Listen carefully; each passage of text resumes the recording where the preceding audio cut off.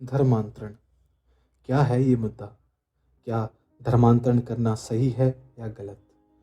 Supreme court की हाल ही की एक जजमेंट ने फोर्स्ड रिलीजन कन्वर्जन के मुद्दे पर चिंता जताई और कहा कि it may affects nation security.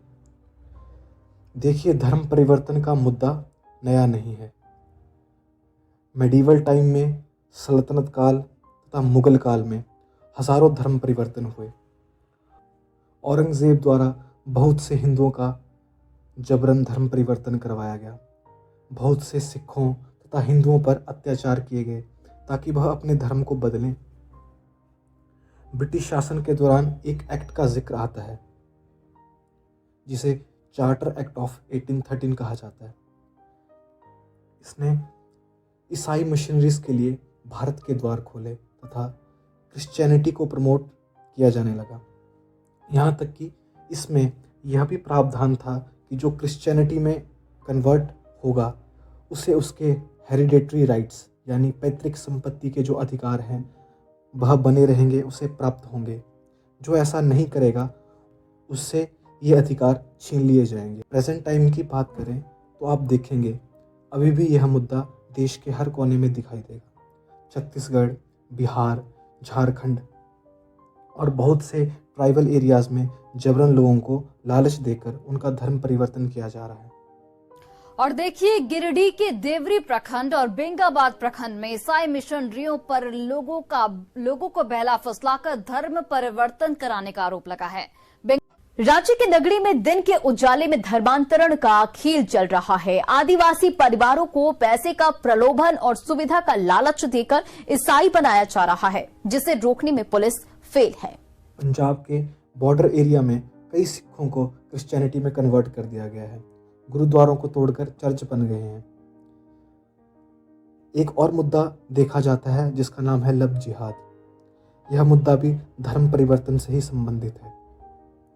देखिए, इंडियन कॉन्स्टिट्यूशन में आर्टिकल 25 के तहत हमें ये अधिकार है कि हम किसी भी धर्म को मान सकते हैं, उसकी पूजा कर सकते हैं। ये हमारा फंडामेंटल राइट है।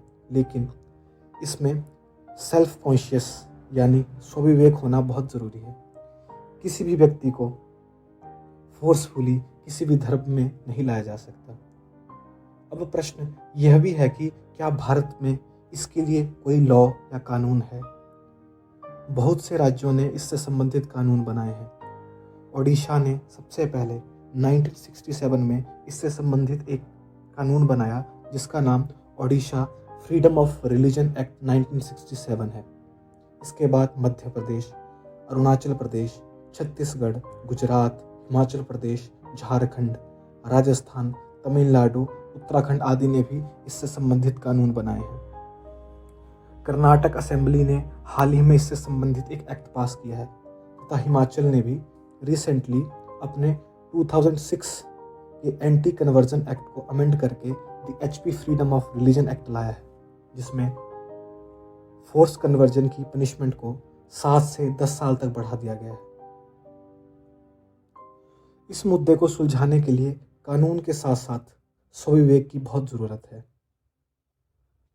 स्वामी विवेकानंद ने उनके फेमस एड्रेस, जो कि 1891 में World Parliament of Religion Chicago में हुआ था, उन्होंने कहा था कि the Christian is not to become Hindu और a Buddhist, nor is the Hindu or Buddhist to become a Christian, but each must integrate the spirit of others and yet preserve his individuality and grow according to his own law of growth.